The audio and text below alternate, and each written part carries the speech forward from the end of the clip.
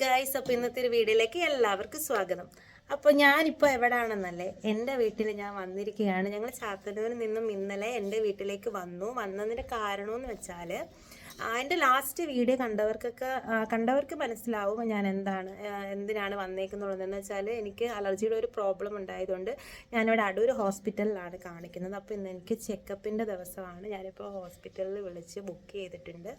അപ്പോൾ ഇന്ന് എനിക്ക് ചെക്കപ്പിന് പോകണം. അന്നേരം എൻ്റെ ഈ ഒരു പ്രോബ്ലം അനുഭവിക്കുന്ന ഒരുപാട് പേരെങ്കിലും ഉണ്ടാവും. ഇന്ന് ഒരുപാട് പേരുണ്ട്, എനിക്കറിയാവുന്നവരും അറിയാത്തവരായിട്ടൊക്കെ ഒരുപാട് പേരുണ്ട് ഈ ഒരു അലർജിയുടെ പ്രോബ്ലം നേരിടുന്നത്. അപ്പം എൻ്റെ ഈ ഒരു അലർജി ഞാൻ ആവുന്നിടം വരെയുള്ളൊരു അപ്ഡേഷനും കാര്യങ്ങളും എനിക്ക് നിങ്ങളോട് ഷെയർ ചെയ്യണമെന്ന് എനിക്ക് ആഗ്രഹമുണ്ട്. അപ്പോൾ അതിൻ്റെ ഒരു അപ്ഡേഷൻ തരാൻ വേണ്ടിയിട്ടാണ് ഞാൻ വന്നത്. അപ്പോൾ ഞാൻ ഇന്ന് ഹോസ്പിറ്റലിലേക്ക് പോകാൻ വേണ്ടിയിട്ടാണ് ഇപ്പോൾ വന്നിരിക്കുന്നത്. അപ്പോൾ ഞങ്ങൾ ഹോസ്പിറ്റലിൽ പോകാൻ റെഡി ആവട്ടെ, എന്നിട്ട് ബാക്കിയുള്ള വിശേഷങ്ങൾ കാണാം.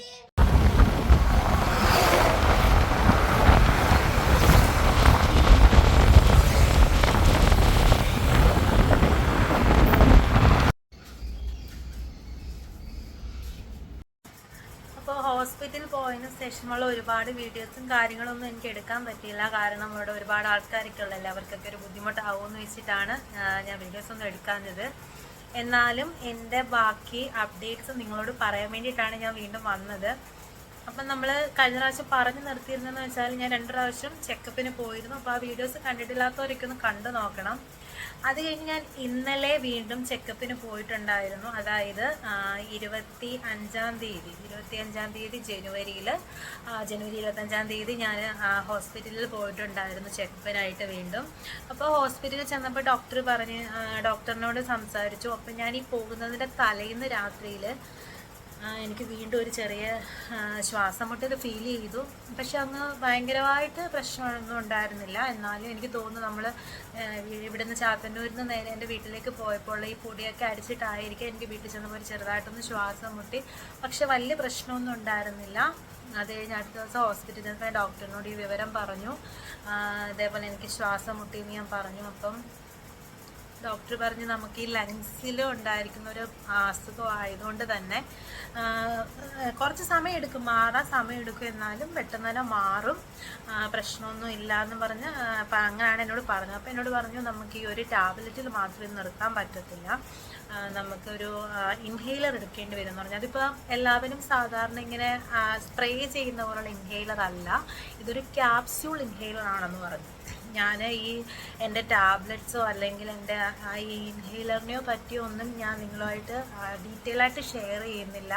കാരണം അതൊരു ഡോക്ടർ പ്രിസ്ക്രൈബ് ചെയ്തതല്ലേ. അപ്പം നമ്മളത് ഇട്ടിട്ട് മറ്റുള്ളവരെ കാണുന്നവർ മിസ്യൂസ് ചെയ്യണ്ടെന്ന് വെച്ചിട്ടാണ് ഞാൻ അതൊന്നും ഷെയർ ചെയ്യാത്തത്.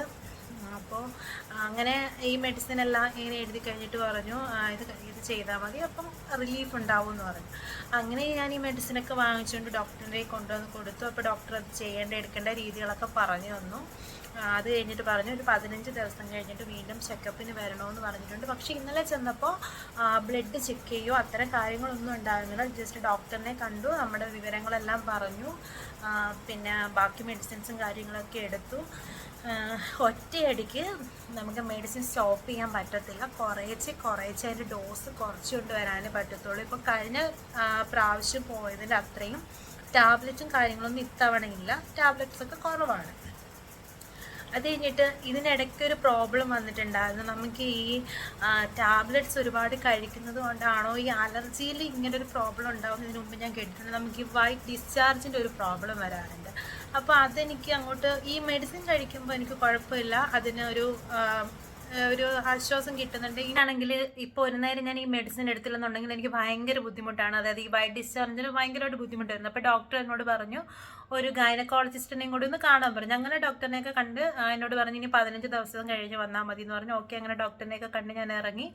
അത് കഴിഞ്ഞാൽ അടുത്ത ദിവസം ഞാനൊരു ഗൈനക്കോളജിസ്റ്റിനെയും കണ്ടു. അപ്പോൾ പറഞ്ഞു, ഇത് പ്രത്യേകിച്ച് പ്രശ്നങ്ങളൊന്നുമില്ലെന്ന് പറഞ്ഞു. ഒരു ദിവസത്തെ മെഡിസിൻ തന്നു, അതായത് രാവിലെ, ഉച്ചയ്ക്ക്, വൈകിട്ട്, അങ്ങനെ ഒറ്റ ദിവസത്തെ മെഡിസിൻ ഉണ്ടായിരുന്നുള്ളൂ. അത് ഞാൻ കഴിച്ചു. അത് കഴിഞ്ഞിട്ട് ഞാൻ ഈ വീട്ടിൽ വന്ന് നമ്മുടെ ഡോസ് വീണ്ടും തുടങ്ങി. അങ്ങനെ ഞാൻ മെഡിസിനൊക്കെ എടുത്തതിന് ശേഷം ഞാൻ ഈ ഇൻഹെയിലർ യൂസ് ചെയ്തു. എനിക്ക് തന്ന മെഡിസിൻസ് എല്ലാം കഴിച്ചു. രാത്രി ആയപ്പോഴത്തേക്ക് എനിക്ക് ആദ്യമേ തോന്നിയ ആ ഒരു ബുദ്ധിമുട്ട്, അതായത് നെഞ്ചത്തൊരു വിലങ്ങി പിടിക്കുന്ന ഒരു ബുദ്ധിമുട്ടുണ്ടായിരുന്നു എനിക്ക്. അപ്പോൾ ആ ഒരു ബുദ്ധിമുട്ട് എനിക്ക് നല്ല രീതിയിൽ വീണ്ടും അനുഭവപ്പെടാൻ തുടങ്ങി. എനിക്ക് കൺട്രോൾ ചെയ്യാൻ പറ്റുന്നില്ല. ഞാൻ സത്യം പറഞ്ഞാൽ നല്ല മെൻ്റലി ഞാനങ്ങ് ഡിപ്രസ്ഡ് ആവുന്ന ഒരവസ്ഥ. അതിൻ്റെ കൂടെ എനിക്ക് നല്ല തലവേദന. കാരണം അന്ന് ഞാൻ വെയിലെല്ലാം കൊണ്ടു. അടുത്ത ദിവസം ഗൈനക്കോളജിസ്റ്റിനെ കാണാൻ പോയപ്പോഴും വെയിൽ കൊണ്ട് അതിൻ്റെ ആണോ എന്ന് എനിക്കറിയത്തില്ല. അങ്ങനെ എന്തായാലും ഭയങ്കര തലവേദനയായി. തലവേദനയുടെ ഒരു ടാബ്ലറ്റ് എടുത്തു, തല നനച്ച് നന്നായിട്ട് കുളിച്ചു, ഒരു ചായ കുടിച്ചു. എന്നിട്ടൊന്നും ഒരു രക്ഷയില്ല. ലാസ്റ്റ് ഞാൻ നന്നായിട്ടൊന്ന് ഛർദ്ദിച്ച് കളഞ്ഞപ്പോൾ എനിക്ക് തലവേദനയിൽ നല്ലൊരു ആശ്വാസം ഫീൽ ചെയ്തെങ്കിലും എൻ്റെ ഈ നെഞ്ചിൻ്റെ പ്രോബ്ലം എനിക്ക് അങ്ങനെ തന്നെ നിന്നു.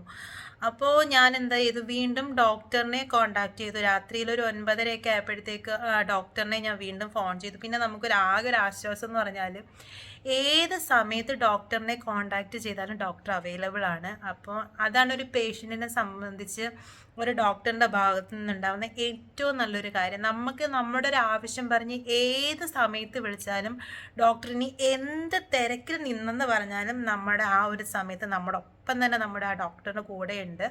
അങ്ങനെ ഞാൻ ഡോക്ടറിനെ വിളിച്ച് ഡോക്ടറിനോട് ഇങ്ങനെ പറഞ്ഞപ്പോൾ ഡോക്ടർ പറഞ്ഞു, ഓക്കെ അടുത്ത ഫാർമസി ഉണ്ടോ എന്ന് ചോദിച്ചു. അപ്പോൾ നമ്മൾ പറഞ്ഞു ഫാർമസി ഉണ്ടെന്ന് പറഞ്ഞപ്പോൾ ഡോക്ടർ പറഞ്ഞു ഓക്കെ ഫാർമസിയിൽ ചെന്നിട്ട് ഡോക്ടറിനെ വിളിക്കാൻ പറഞ്ഞു. അങ്ങനെ അച്ഛനും നാത്തനും കൂടി ഫാർമസിയിൽ പോയി ഡോക്ടറിനെ വിളിച്ചു. അങ്ങനെ ഒരു മെഡിസിൻ വാങ്ങിച്ചിട്ട് വന്നു. ഞാനത് കഴിച്ചു കഴിഞ്ഞിട്ടും അടുത്ത ദിവസമായി എനിക്ക് ഒരു മാറ്റം ഫീൽ ചെയ്തില്ല. ഞാൻ വീണ്ടും ഡോക്ടറിനെ വിളിച്ചു. അപ്പോൾ ഡോക്ടർ പറഞ്ഞു അങ്ങനെ വരാൻ വഴിയില്ല. അപ്പോൾ ഡോക്ടറിന് നമ്മളെ നേരിട്ട് കാണാതെ നമ്മുടെ ആ ഒരു ഫീലിങ്സ് അറിയാതെ ഡോക്ടറിന് മെഡിസിൻ അങ്ങനെ തരുന്നതിനൊരു പരിമിതികളുണ്ടല്ലോ. അപ്പോൾ ഡോക്ടർ എന്നോട് പറഞ്ഞു ഞാൻ കരുനാഗപ്പള്ളിയിലാണ് ഇപ്പം പേഷ്യൻസിനെ നോക്കിക്കൊണ്ടിരിക്കുക. അപ്പം ഞാൻ പറഞ്ഞു ഡോക്ടർ എനിക്ക് ഒട്ടും പറ്റുന്നില്ല. അപ്പം ഞാൻ ഡോക്ടറിനോട് പറഞ്ഞു ഞാനങ്ങ് മെൻ്റലി നല്ലോണം അങ്ങ് ഡിപ്രസ്ഡ് ആവുന്നെന്ന് പറഞ്ഞു. അപ്പോൾ ഡോക്ടർ എന്നെ കളിയാക്കിക്കൊണ്ട് പറഞ്ഞു ഇയാൾ ഒരു ദിവസം ആയപ്പോഴത്തേക്ക് അങ്ങനെയാണോടോ എന്ന് ചോദിച്ചു. അപ്പോൾ അത് കേട്ടപ്പോഴും ഞാൻ വിഷമിച്ചിരുന്നെങ്കിൽ എനിക്കത് കേട്ടപ്പോഴൊരു സന്തോഷം തോന്നി. കാരണം നമുക്കൊപ്പം ഡോക്ടർ നിൽക്കുന്നുണ്ടല്ലോ. അങ്ങനെ ഡോക്ടർ പറഞ്ഞ് വീണ്ടും എനിക്ക് അടുത്തൊരു മെഡിസിനും കൂടി പറഞ്ഞു.